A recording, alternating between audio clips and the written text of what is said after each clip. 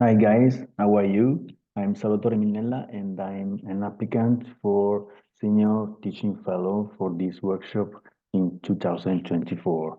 I will speak to you about outcomes challenges in clinical research. In my opinion, the first question we have to do to ourselves when we start doing clinical research or when we feel the need to do clinical research is why probably we need to do this kind of research, this kind of clinical research. Probably the why is, in my opinion, in the reason of trying to come out from our results by a tool really useful in demonstrating effectiveness of our intervention in improving healthcare. This tool must have probably two characteristics. It must be useful in demonstrating effectiveness in improving healthcare, and it also must be useful in translating this effectiveness from clinical research in real practice. And these two characteristics must be at the same time present in the outcome we will choose. As regards classification, we know that we can split the outcomes in clinical ones, which directly assess the effect of the therapeutic intervention on patient function and survival, for example, mortality events or occurrence of disease. This kind of outcomes has pros and cons. As regards the pros, we must underline the most definitive efficacy in assess the event. As regards the cons, the long-term follow-up, the more costly and then difficult to observe. The other kind of outcomes are the surrogate ones. They are more practical measures to reflect the benefit of a new treatment. They are defined based on the understanding of the mechanism of a disease that suggests a clear relationship between a marker and the clinical outcome. For example, the cholesterol levels, the blood sugar, the blood pressure, and so on. Also, in this case, we can underline some pros and some cons. As regard the pros, the shorter follow-up time, the smaller sample size, and the reduced cost. As regard the cons, probably if we do too much reliance on them alone, probably this process can be misleading. Another type of classification is the one that split the outcomes in qualitative ones, which can detect or try to identify the constituent elements in a sample, for example, the images, semi-quantitative outcomes, which try to estimate an approximate concentration of some elements in, for example, images, scoring systems, or questionnaire. And the third one, the quantitative outcomes, which try instead to determine in an accurate way the concentration of the element in our sample. For example, the radiomics. What is this process, the radiomics? The radiomics is a recent process which is going to try to transform in the imaging which are in contact every day as clinical practitioner. And in this way, we have every day in clinical practice to interpret the images as by our knowledge, by our clinical knowledge. From this process of radiomics, we will be able probably in the future to translate the qualitative outcome as regard the image in a quantitative one. And it is based on advanced machine learning and pattern recognition algorithms. This process, when integrated with the CAD systems, were able to generate clinically reliable results. The process is a simple quantitative image analysis, which has been primarily focused on assisting in determining the qualitative observations. As regards the outcome selection, we know that we have to base our selection on some criteria. For example, what will we be able to measure in a timely and efficient manner in doing clinical research? Or which measurement will be relevant to understand the effectiveness of the new intervention? or also what is the routinely accepted and established within the clinical community.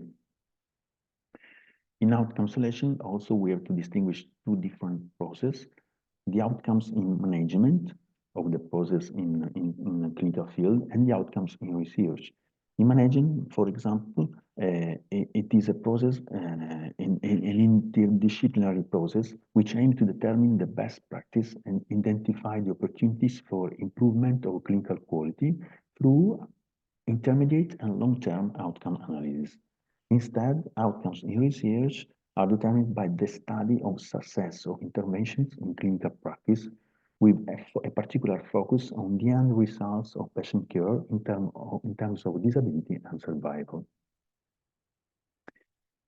We know that the best way to do clinical practice is the evidence-based clinical practice, which is the integration of three concepts: best research evidence, clinical expertise, and patient values. Probably, in our opinion, the best link to put these three concepts in the same time, and to do so the best evidence clinical practice are probably the outcome we choose in our clinical research. Just because the outcome can link the best research evidence probably with the clinical expertise and with the patient values in different type of clinical research. But if we choose the best outcomes in every type of clinical research, we are probably able, through our results, by our results, to do and to build the best evidence-based clinical practice for the future.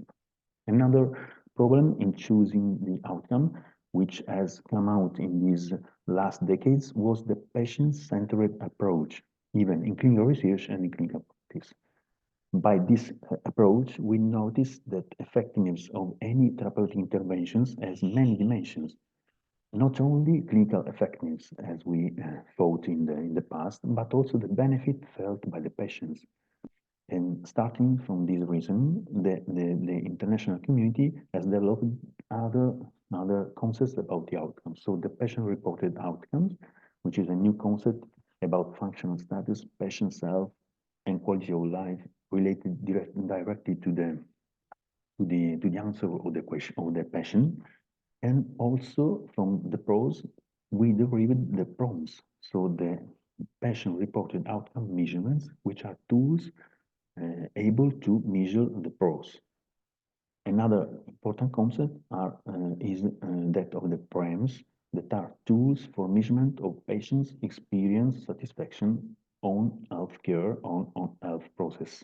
And there are some data which relate in an important way the PREMs to the PROMs, and so to the results in terms of quality of life, functional status, and patient health in the health systems. I can do some example from my field, the spine rehabilitation field, as regard the difficult to choose the right outcome. For example, spine deformity and low back pain and neck pain. In spine deformity, we know from the last guidelines from the International Society, which give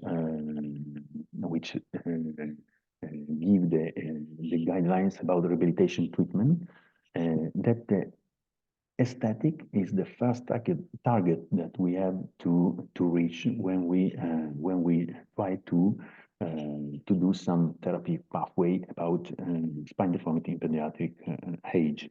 So aesthetic is a quality of life outcome, and so aesthetic is a qualitative outcome.